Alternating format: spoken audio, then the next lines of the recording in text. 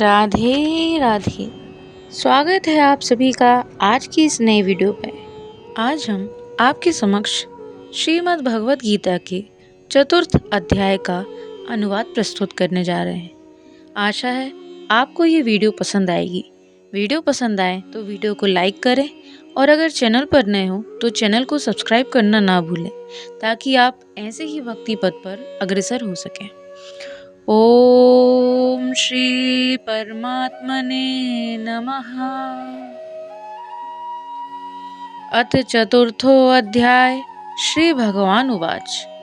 इसके उपरांत श्री कृष्ण महाराज बोले, हे अर्जुन, मैंने इस अविनाशी योग को कल्प के आदि में सूर्य के प्रति कहा था और सूर्य ने अपने पुत्र मनु के प्रति कहा और मनु ने अपने पुत्र राजा इक्ष्वाकु के प्रति कहा।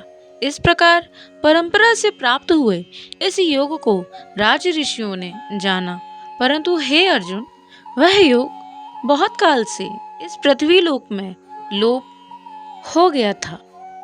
वही यह पुरातन योग अब मैंने तेरे लिए वर्णन किया है, क्योंकि तू मेरा भक्त और प्रिय सखा है, इसलिए तथा यह योग बहुत उत्तम और रहस्य अर्थात अति मर्म का विषय है। श्री अर्जुन उवाच। इस प्रकार भगवान श्री कृष्णचंद्र महाराज की वचन सुनकर अर्जुन ने पूछा, हे भगवान, आपका जन्म तो आधुनिक अर्थात अब हुआ है और सूर्य का जन्म बहुत पुराना है, इसलिए इस योग को कल्प के आदि में आपने कहा था, यह मैं कैसे जानूं? श्री भगवान उवाच। इस पर श्री कृष्ण महाराज बोले, हे अर्जुन, मेरे और तेरे बहुत से जन्म हो चुके हैं, परंतु हे परंतप, उन सबको तू नहीं जानता है और मैं जानता हूँ, तथा मेरा जन्म प्राकृत मनुष्यों के सदृश नहीं है। मैं अविनाशी स्वरूप हूँ, अजन्मा होने पर भी तथा सब भूत प्राणियों का ईश्वर होने पर भी अपनी प्रकृति को अधीन करके योग माया से प्रकट होता हूँ।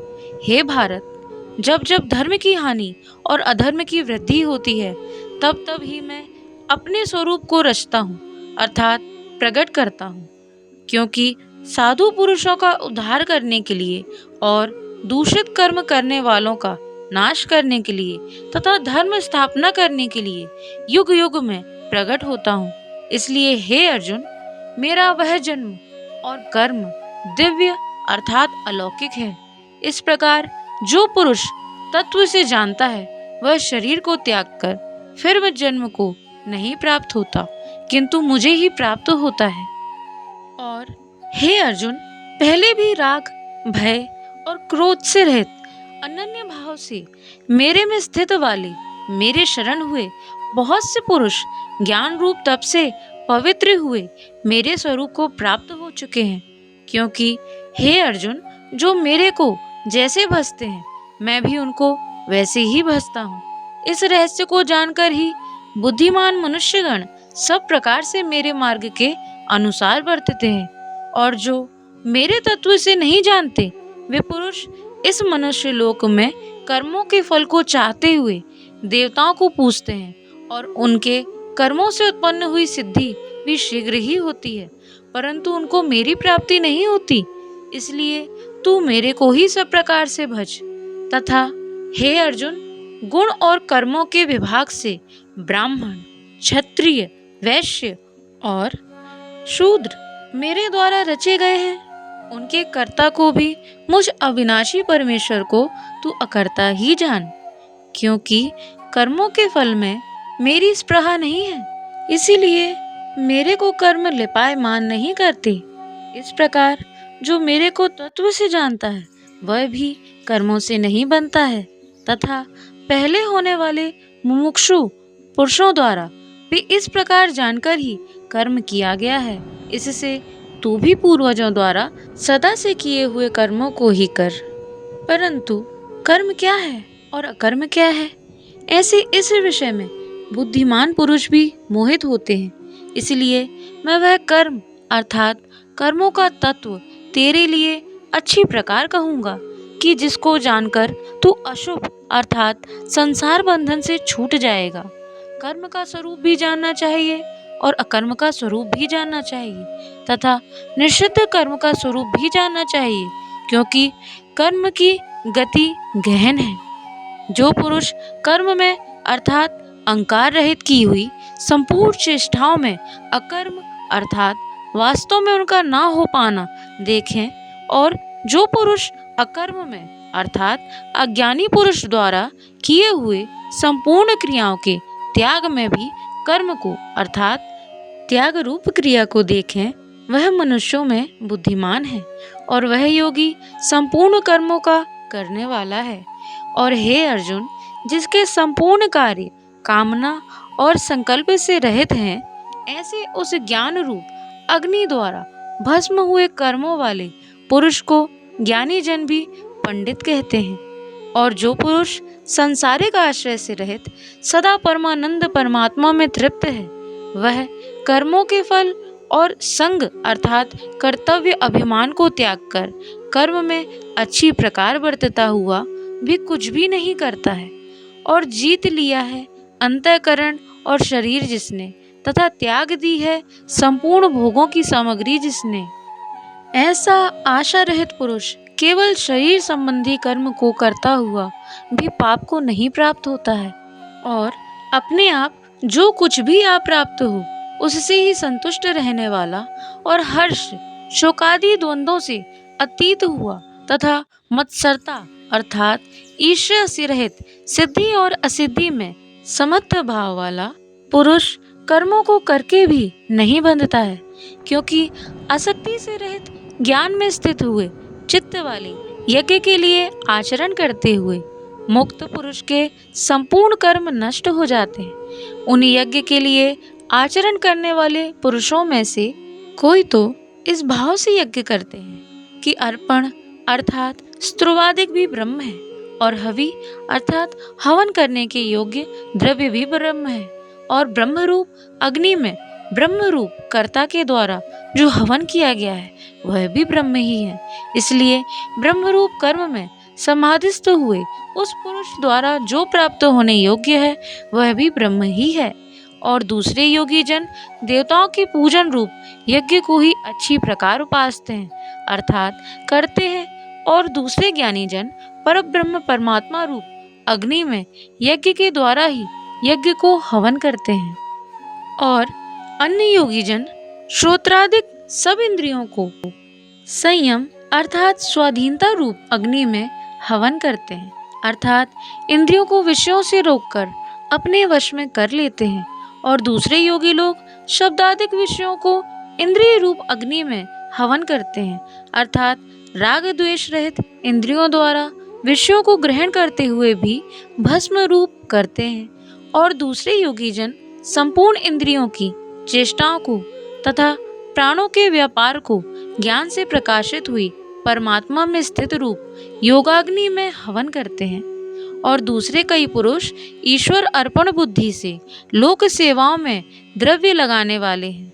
वैसे ही कई पुरुष स्वधर्म पालन रूप तप यज्ञ को करने वाले हैं और कई अष्टांग योग रूप यज्ञ को करने वाले हैं, और दूसरे अहिंसादि तीक्ष्ण व्रतों से युक्त यत्नशील पुरुष भगवान के नाम का जप तथा भगवत प्राप्ति विषयक शास्त्रों का अध्ययन रूप ज्ञान यज्ञ को करने वाले हैं। और दूसरे योगी जन अपान वायु में प्राण वायु को हवन करते हैं तथा अन्य योगी जन प्राण और अपान की गति को रोककर प्राणायाम के परायण होते हैं। और दूसरे नियमित आहार करने वाले योगी जन प्राणों को प्राणों में ही हवन करते हैं। इस प्रकार यज्ञों द्वारा नाश हो गया है पाप जिनका, ऐसे यह सभी पुरुष यज्ञों को जानने वाले हैं। और हे कुलश्रेष्ठ अर्जुन, यज्ञों के परिणाम स्वरूप ज्ञानामृत को भोगने वाले योगी जन सनातन परब्रह्म परमात्मा को प्राप्त होते हैं। और यज्ञ रहित पुरुष को यह मनुष्य लोक भी सुखदायक नहीं है, फिर परलोक कैसे सुखदायक होगा। ऐसे बहुत प्रकार के यज्ञ वेद की वाणी में विस्तार किए गए हैं। उन सबको शरीर मन और इंद्रियों की क्रिया द्वारा ही उत्पन्न होने वाले जान इस प्रकार तत्व से जानकर निष्काम कर्म योग द्वारा संसार बंधन से मुक्त हो जाएगा। और हे अर्जुन, सांसारिक वस्तुओं से सिद्ध होने वाले यज्ञ से ज्ञान रूप यज्ञ सब प्रकार श्रेष्ठ है, क्योंकि हे पार्थ, संपूर्ण यावन मात्र कर्म ज्ञान में शेष होते हैं, अर्थात ज्ञान उनकी पराकाष्ठा है। इसलिए तत्व को जानने वाले ज्ञानी पुरुषों से भली प्रकार दंडवत प्रणाम तथा सेवा और निष्कपट भाव से किए हुए प्रश्न द्वारा उस ज्ञान को जान। वे मर्म को जानने वाले ज्ञानी जन तुझे उस ज्ञान का उपदेश करेंगे कि जिसको जानकर तू फिर इस संसार मोह को नहीं प्राप्त होगा। और हे अर्जुन, जिस ज्ञान के द्वारा सर्वव्यापी अनंत चेतन रूप हुआ अपने अंतर्गत समष्टि बुद्धि के आधार संपूर्ण भूतों को देखेगा, उसके उपरांत मेरे में अर्थात सच्चिदानंद स्वरूप में एक ही भाव हुआ सच्चिदानंदमय ही देखेगा। और यदि तू सब पापियों से भी अधिक पाप करने वाला है तो भी ज्ञान रूप नौका द्वारा निसंदेह संपूर्ण पापों को अच्छी प्रकार तर जाएगा। क्योंकि हे अर्जुन, जैसे प्रज्वलित अग्नि ईंधन को भस्ममय कर देता है, वैसे ही ज्ञान रूप अग्नि संपूर्ण कर्मों को भस्ममय कर देता है। इसलिए इस संसार में ज्ञान के समान पवित्र करने वाला निसंदेह कुछ भी नहीं है। उस ज्ञान को कितने काल से अपने आप समत्व बुद्धि रूप योग के द्वारा अच्छी प्रकार शुद्धांतकरण हुआ पुरुष आत्मा में अनुभव करता है। और हे अर्जुन, जितेंद्रिय तत्पर हुआ श्रद्धावान पुरुष ज्ञान को प्राप्त होता है। ज्ञान को प्राप्त होकर तत्क्षण भगवत प्राप्ति रूप परम शांति को प्राप्त हो जाता है। और हे अर्जुन, भगवत विषय को ना जानने वाला तथा श्रद्धा रहित और संशय युक्त पुरुष परमार्थ से भ्रष्ट हो जाता है। उनमें भी संशय युक्त पुरुष के लिए तो ना सुख है और न यह लोक है, न परलोक है, अर्थात यह लोक और परलोक दोनों ही उसके लिए भ्रष्ट हो जाते हैं।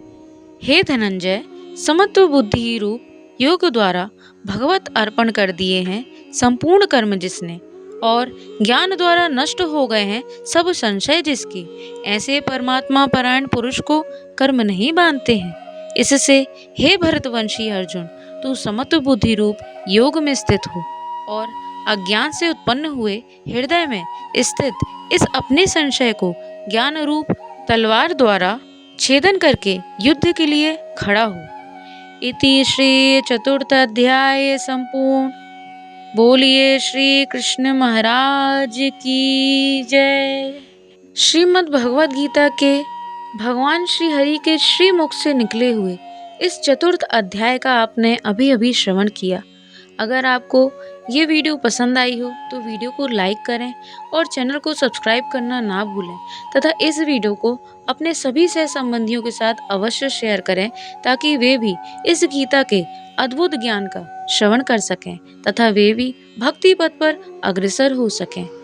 अगर आपने इस भगवद गीता की प्रथम अध्याय की वीडियो नहीं सुनी है तो हम डिस्क्रिप्शन में उस वीडियो का लिंक अवश्य शेयर कर देंगे, आप वे भी ज़रूर सुनें।